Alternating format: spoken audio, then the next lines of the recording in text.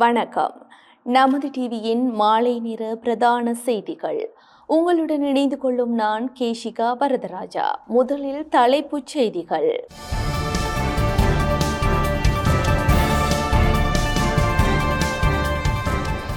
அனுரவுக்கும் மோடிக்கும் இடையில் தொலைபேசி கலந்துரையாடல்.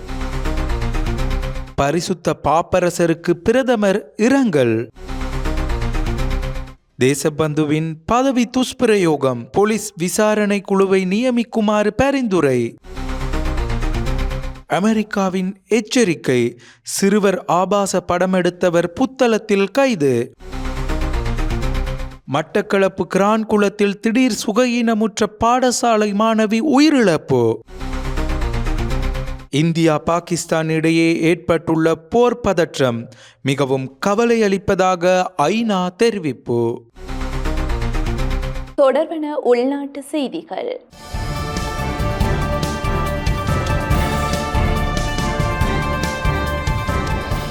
பகல்கம் பயங்கரவாத தாக்குதலை வன்மையாக கண்டிப்பதாக ஜனாதிபதி அனுரகுமார திசாநாயக்க பிரதமர் மோடியிடம் தொலைபேசியில் கூறியுள்ளார். இந்திய பிரதமர் மோடியுடன் ஜனாதிபதி அனுரகுமார திசாநாயக்க தொலைபேசியில் கலந்துரையாடியுள்ளார். பகல்கம் பயங்கரவாத தாக்குதலை வன்மையாக கண்டிப்பதாக ஜனாதிபதி இதன்போது கூறியுள்ளார். சுமார் 15 நிமிடங்கள் இரு நாட்டு தலைவர்களும் கலந்துரையாடியதாக ஜனாதிபதி ஊடகப் பிரிவு வெளியிட்டுள்ள அறிக்கையில் குறிப்பிடப்பட்டுள்ளது. இந்திய மக்களுடன் எந்த சந்தர்ப்பத்திலும் இலங்கை மக்கள் சகோதரத்துவத்துடன் ஒன்றிணைந்திருப்பதாக ஜனாதிபதி கூறியுள்ளார். அதேபோல உலகில் எந்த ஒரு இடத்திலும் பயங்கரவாதம் காணப்படக்கூடாது எனவும் ஜனாதிபதி தெரிவித்துள்ளார். பகல்கம் பயங்கரவாத தாக்குதலில் பாதிக்கப்பட்டவர்களின் குடும்பங்களுக்கு இலங்கை மக்களின் ஆழ்ந்த அனுதாபங்களை பகிர்ந்து கொள்வதாகவும் ஜனாதிபதி அனுரகுமார திசாநாயக்க இந்திய பிரதமர் மோடியிடம் கூறியுள்ளார்.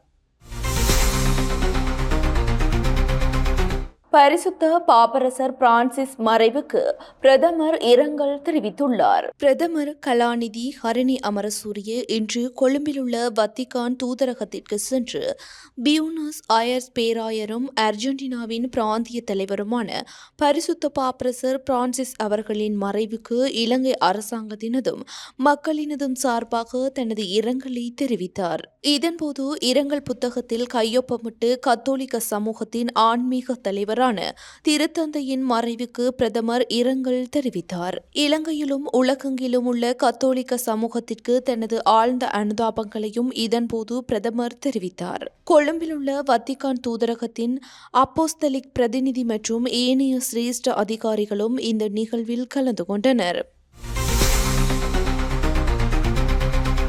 தேசபந்துவின் பதவி துஷ்பிரயோகம் தொடர்பில் போலீஸ் விசாரணை குழுவை நியமிக்குமாறு பரிந்துரை செய்யப்பட்டுள்ளது. போலீஸ் மா அதிபர் TMW தேசபந்து தென்னகோன் தனது பதவி தத்துவங்களை பாரதூரமான வகையில் துஷ்பிரயோகம் செய்தமை தொடர்பில் விசாரணை செய்து அதன் வெளிப்படுத்தல்களை அறிக்கையிடுவதற்காக நியமிக்கப்பட்ட விசாரணை குழுவுக்கு ஒத்துழைப்பு வழங்க போலீஸ் விசாரணை குழு ஒன்றை பரிந்துரைக்குமாறு பதில் போலீஸ் மா அதிபருக்கு அறிவிக்கப்பட்டுள்ளது. குறித்த விசாரணை குழு இரண்டாவது தடவையாக இன்றைய தினம் பாராளுமன்றத்தில் கூடிய போதே இந்த அறிவிப்பு விடுக்கப்பட்டது. அத்துடன் இந்த குழுவுக்கு ஒத்துழைப்பு வழங்கும் வகையில் மேலதிக சொலிசிட்டர் ஜெனரல் திலீப பீரிஸ் மற்றும் பிரதி சொலிசிட்டர் ஜெனரல் ரஜித பெரேரா ஆகியோர் சட்டமா அதிபரினால் நியமிக்கப்பட்டுள்ளனர். எதிர்கால விசாரணை செயற்பாடுகளை எவ்வாறு முன்னெடுப்பது மற்றும் சம்பந்தப்பட்ட தரப்பினரை எவ்வாறு இணைத்துக் கொள்வது என்பது தொடர்பில் இன்றைய தினம் கூடிய விசாரணை குழு கலந்துரையாடியது. எதிர்கால நடவடிக்கைகள் குறித்து தீர்மானிப்பதற்கு எதிர்வரும் 28ஆம் திகதி மீண்டும் கூடுவதற்கும் இக்குழு முடிவு செய்தது. விளம்பர இடைவேளைகளுக்கு பிறகு நமது டிவியின் செய்திகள் தொடரும். கோண்டாவில் நவீன வசதிகளுடன் கூடிய மாடி வீடு விற்பனை கூண்டு. கோண்டாவில் ஞான வைரவர் வீதியில் அமைந்துள்ள இந்த வீடு வெறும் 30 மீட்டர் தூரத்தில் பலாலி வீதிக்கு அருகாமையில் அமைந்துள்ளது.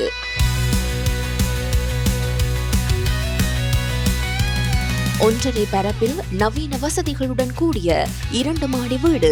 வீட்டின் பெறுமதி 6.5 கோடி ரூபாய். தொடர்பு கொள்ள 077-78-20-486. உங்கள் கனவு இல்லங்களை தேர்ந்தெடுக்க இன்றே அழையுங்கள்.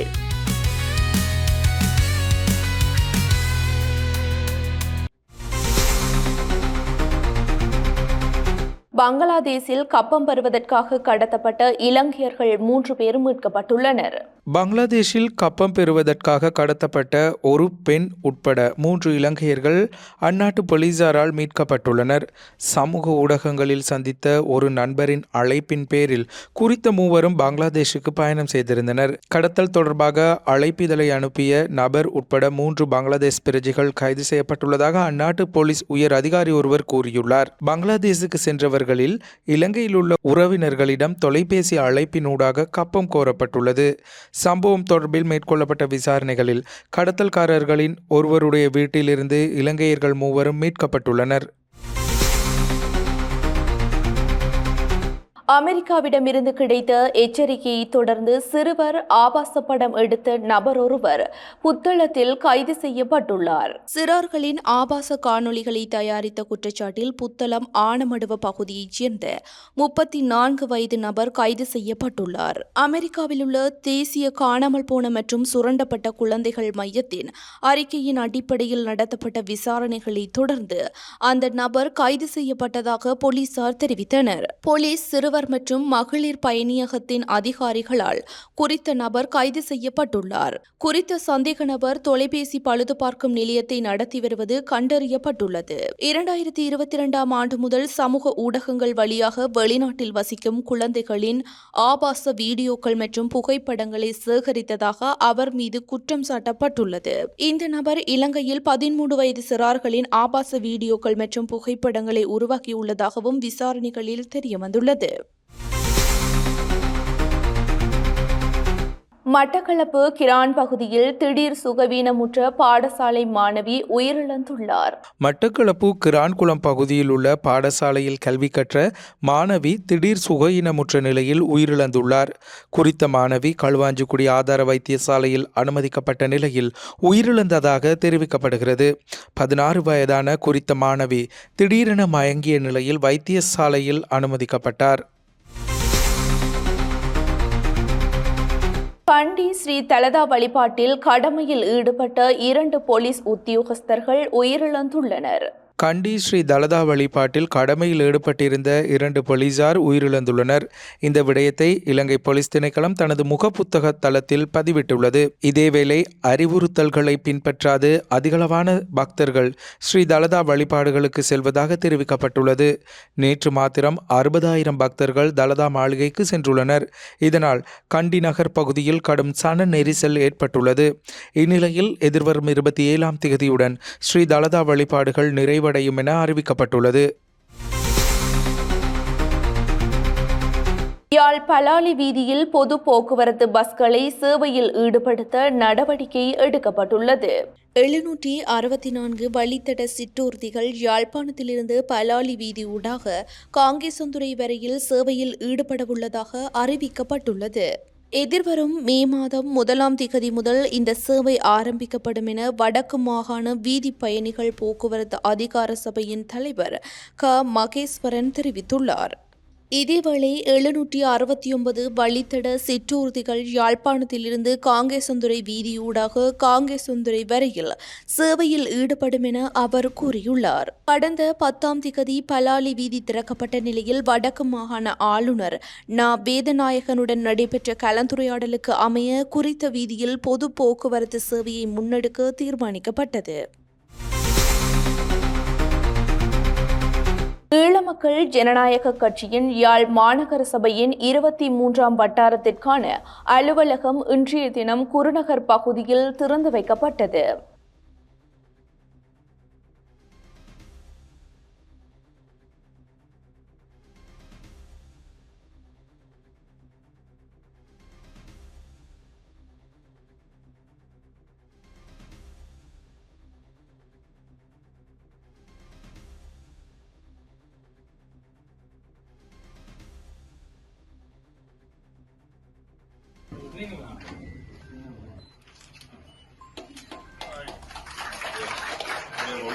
இதன்போது கட்சியின் செயலாளர் நாயகம் டக்ளஸ் தேவானந்தா இவ்வாறு கருத்து தெரிவித்தார். 2-3 நாட்களுக்குள்ள மற்றாக்களுடைய சேர்ந்து இதற்கு சுத்தப்படுத்தி கொடுக்க சொல்லி உங்களுடைய சார்பாக கட்சியினுடைய சார்பாக நான் அவர்கிட்ட வேண்டுகோள் விடுக்கின்றேன். அவரும் ஈழமக்கள் ஜனநாயக கட்சி எதிர்கொள்ளுகின்ற தேர்தல்களில் அவர் கலந்து கொள்வார் என்று நினைக்கின்றேன். பெருந்தோட்ட மக்களுக்கு காணி உரித்தை பெற்றுக் கொடுப்பதற்கான கடப்பாடு தங்களிடம் இருப்பதாக பாராளுமன்ற உறுப்பினர் ஜீவன் தொண்டமான் தெரிவித்துள்ளார். ஹட்டன் கொட்டகல பகுதியில் இடம்பெற்ற நிகழ்வொன்றிலே அவர் இதனை குறிப்பிட்டார். இன்னைக்கு அமைச்சரவையில் மலையகத்தை சரியான முறையில் பிரதித்துவப்படுத்துகிற மாதிரி ஒரு அமைச்சர் கிடையாது. அன்னைக்கு 2020 எனக்கு ராஜாங்க அமைச்சு பதவி வழங்கும் போது விமர்சனங்கள் வந்துச்சு, நம்ம மக்களை கண்டுக்களை வைக்கலன்னு. இன்னைக்கு ஏன் எல்லாரும் பேசாமல் இருந்தாங்க? இன்னைக்கு நம்மளுக்கு அமைச்சு பதவி கிடைக்கலையே. பிரதி அமைச்சர் இருக்காரு, அவருக்கு முடிஞ்ச அளவு ஒத்துழைப்பு நாங்கள் கொடுக்க தயார். ஆனால் ஒவ்வொரு தடவை வெறுமனே சும்மா விளக்கங்களும் காரணங்களும் சாக்குகளும் தான் வருதே தவிர செயல்பாட்டில் வரல. நான் ஏன் இதை சொல்கிறேன்னா, விமர்சிக்கிறதுக்காண்டி நான் சொல்ல, ஒரு அரசியல் விழிப்புணர்வு மக்களுக்கு தேவை.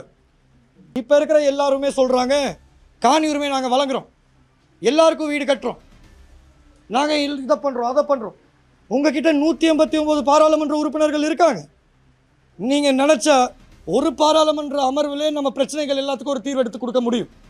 அதான் உண்மை. சில பேர் கேட்குறாங்க தானே, ஏன் இவ்வளோ காலமாக நம்மளுக்கு அந்த மாற்றம் வரலன்னு.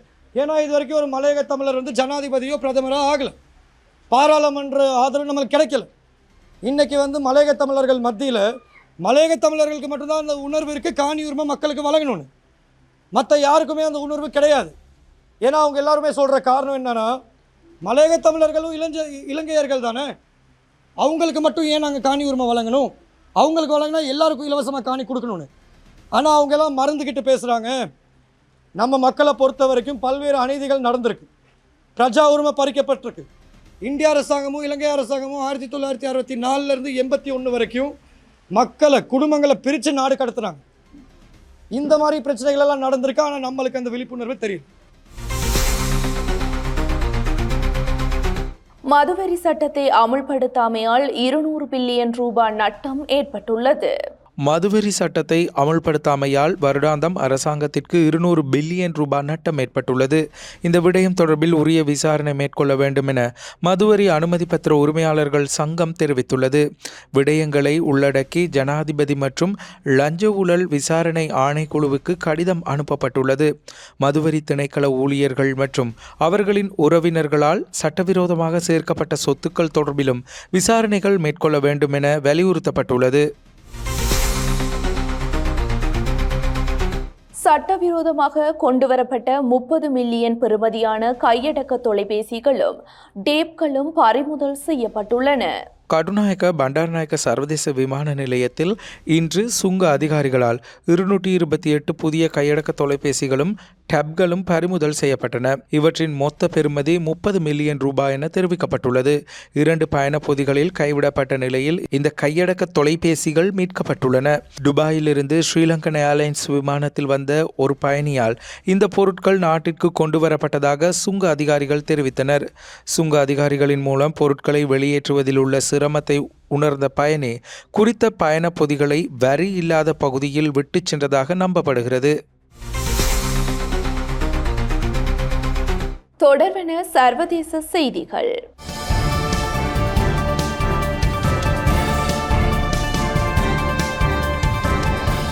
இந்தியா பாகிஸ்தானிடையே ஏற்பட்டுள்ள போர் பதட்டம் மிகவும் கவலை அளிப்பதாக ஐக்கிய நாடுகள் சபையின் பொதுச் செயலாளர் ஆண்டோனியோ குட்டரெஸ் தெரிவித்துள்ளார். இந்தியா மற்றும் பாகிஸ்தான் ஆகிய இரு நாடுகளும் போர் பதற்றத்தை தணித்து பிரச்சனையை பேச்சுவார்த்தை மூலம் சுமூகமாக தீர்த்து கொள்ள வேண்டும் என ஐக்கிய நாடுகள் சபையின் பொதுச் செயலாளர் ஆண்டோனியோ குட்டரெஸ் வலியுறுத்தியுள்ளார். அதற்கமைய இரு நாடுகளும் கட்டுப்பாடுகளை கடைபிடிக்க வேண்டும் என ஐக்கிய நாடுகள் சபை வலியுறுத்தியுள்ளது. இதேவேளை நிலைமையை மேலும் மோசமடையாமல் பார்த்து கொள்ளுமாறு ஐநா செய்தி தொடர்பாளர் ஸ்டீஃபன் டுஜாரிக் தெரிவித்துள்ளார். பாகிஸ்தானுக்கும் இந்தியாவுக்கும் இடையிலான எந்த ஒரு பிரச்சனையையும் அர்த்தமுள்ள பரஸ்பர ஈடுபாட்டின் மூலம் அமைதியாக தீர்க்க முடியும் என தாம் நம்புவதாகவும் அவர் கூறியுள்ளார். காஷ்மீரின் பஹல்காம் பகுதியில் கடந்த 22ஆம் திகதி பயங்கரவாதிகள் துப்பாக்கி சூடு நடத்தினர். இதில் 26 பேர் உயிரிழந்துள்ளதுடன் மேலும் 12 பேர் காயமடைந்தனர். இந்த தாக்குதலுக்கு லஷ்கர்-e-தொய்பா அமைப்பின் கிளை அமைப்பான த ரெசிடென்ஸ் ஃப்ரண்ட் என்ற பாகிஸ்தான் ஆதரவு பயங்கரவாதிகள் பொறுப்பேற்றுள்ளனர். இந்த தாக்குதல் சம்பவம் சர்வதேச ரீதியில் பெரும் அதிர்வலைகளை ஏற்படுத்தியுள்ள நிலையில் இந்தியா பாகிஸ்தான் இடையே போர் மூளும் சூழ்நிலையும் உருவாக்கியுள்ளது. தொடர்வென விளையாட்டு செய்திகள்.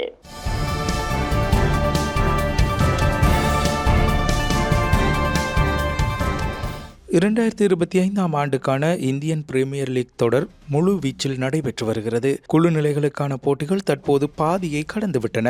இந்நிலையில் இதுவரை நடைபெற்ற போட்டிகளில் 12 புள்ளிகளை பெற்ற குஜராத் டைட்டன்ஸ் அணி புள்ளிப்பட்டியலில் முதலிடத்தில் உள்ளது. இந்த அணி 8 போட்டிகளில் விளையாடி 6 போட்டிகளில் வெற்றி பெற்றுள்ளது. இதேவேளை டெல்லி கேபிட்டல்ஸ் மற்றும் ராயல் சேலஞ்சர்ஸ் பெங்களூரு ஆகிய அணிகள் 12 புள்ளிகளை பெற்று முறையே 2ஆம் 3ஆம் இடங்களில் உள்ளன.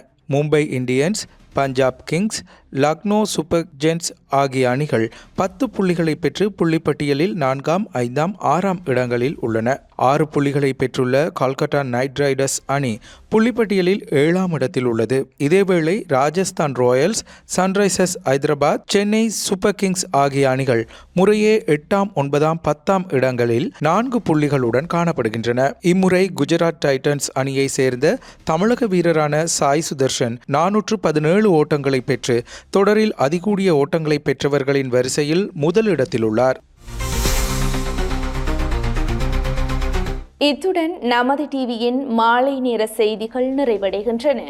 மேலதிக செய்திகளை பார்வையிடுவதற்கு நமது டிவி LK.com என்ற இணையதளத்திற்குள் பிரவேசியுங்கள்.